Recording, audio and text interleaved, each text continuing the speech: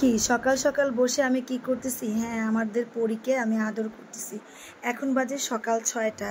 Gate খুলে দেখি পরী বাসার গেটের সামনে বসে আছে। আর আমরা কোথায় যাচ্ছি বলেন তো? অনেক দিন পর আমরা যাচ্ছি আমাদের গ্রামের বাড়িতে। তো অনেকে হয়তো জানেন বা অনেকেই জানেন না, আমার গ্রামের বাড়ি কিন্তু নোয়াখালী। তো নোয়াখালী যাব আর আমরা যাচ্ছি প্রায় অনেকজন। আর যাওয়ার যে কারণটা সেটা হচ্ছে আমার চাচাতো ভাই সৌদি থেকে এসেছে প্রায় 6.5-7 বছর পর। তো এসে আমাদের বাসায় এসেছে, যেহেতু আমার চাচাতো বোন হচ্ছে আমার দেওরের ওয়াইফ। তো আমরা দুই বোন তো একসাথেই থাকি, তো বোনের সাথে দেখা করে তারপরে বাড়ি যাবে। তো আমাদের নিয়ে যাবে বিদায়, সে কিন্তু আরও 2 দিন ঢাকায় ছিল। আর আমার হাজব্যান্ড তো আমাদের গ্রামের বাড়ি যাওয়ার কথা শুনলেই সে পাগল হয়ে যায় যাওয়ার জন্য। আমি যতটুকু খুশি না হই যাওয়ার জন্য, তার চেয়ে বেশি কিন্তু আমার হাজব্যান্ড খুশি হয়ে যায়। তো আমার যাওয়ার ইচ্ছে ছিল না, কারণ নাগাতার বৃষ্টি হচ্ছে আজকে অনেক দিন ধরে।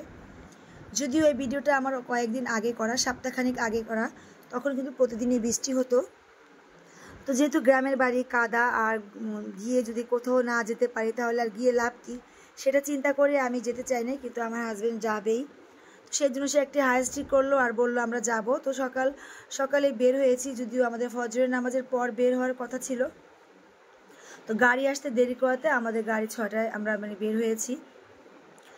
তো আমরা যাচ্ছি, আর সাথে যাচ্ছে আমার দেবর, আমার চাচাতো বোন, চাচাতো ভাই, মেয়ে ছেলে, সাথে যাচ্ছে বেবি আপা। তো আমরা গাড়িতে মানুষ কিন্তু মোটামুটি অনেক, আর অনেক জিনিসপত্র ছিল, তো যাওয়ার সময় একটু চাপাচাপি হয়ে গিয়েছে। আর যেহেতু ছোটো ছোটো বাচ্চাগুলো নিয়ে যাচ্ছি, ওরাও কিন্তু রাস্তার মধ্যে একদম অসুস্থ হয়ে গিয়েছিল, বমি টমি করেছিল। তো জায়গায় জায়গায় গাড়ি থামাতে থামাতে আমাদের কিন্তু বাড়ি পর্যন্ত পৌঁছাতেও বেশ সময়টা লেগেছে। তো যাই হোক, আগে ছোটোবেলায় গ্রামে যাওয়ার জন্য অনেক ভালো লাগতো, গ্রামের কথা শুনলেও ভালো লাগতো, কিন্তু এখন আর সংসারের চাপে, ছেলে মেয়েদের পড়ালেখা, বিভিন্ন রকম ঝামেলার কারণে ওইবার যাওয়াও হয় না। আর আরেকটা কথা বলি, আমি এখন কোথাও গিয়ে একদিন থাকতে চাই না। সেটার কারণ কি জানেন? আমার বাসাতে বিড়াল আছে, অনেকেই জানেন।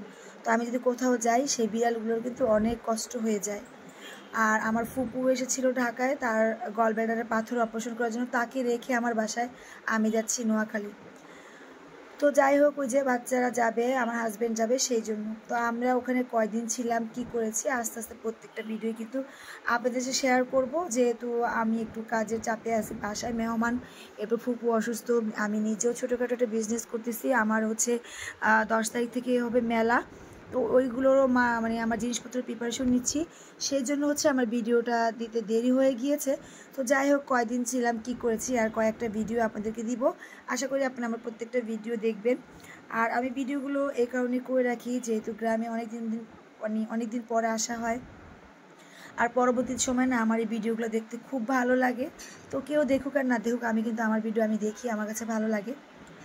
তো এই তো যাচ্ছি। আর কোথাও গেলে না আমরা ঘুরবো, একটু এনজয় করব, আর ওই সময় ভিডিও করার কথা মনে থাকে না। অনেক সুন্দর সুন্দর মুহূর্ত ছিল, যেটা হচ্ছে আমরা ধরে রাখতে পারিনি। ওই যে ওই সময় এনজয় করব না ভিডিও করব। আর বেসিক্যালি আমার ভিডিও কিন্তু আমার মেয়েই করে। তো দেখা যায় যে ওর মতো করে থাকে ওভাবে, কিন্তু বললে পরে একটু একটু করা হয়, তা না হলে কিন্তু করা হয় না। তো এই যে যাচ্ছি গ্রামের পথ, আর এই পথগুলো আমার অনেক চেনা, এই পথ দিয়ে কত হেঁটেছি। তো এই জন্য ভাবলাম যে একটু ভিডিও করে রাখি, সময় সুযোগ পেলে আবার দেখা যাবে বা মনেও পড়বে। আগে যখন আমার আব্বু বেঁচে ছিলেন তখন কিন্তু গ্রামে অনেক যাওয়া হতো, এখন তো আর ওইভাবে যাওয়া হয় না।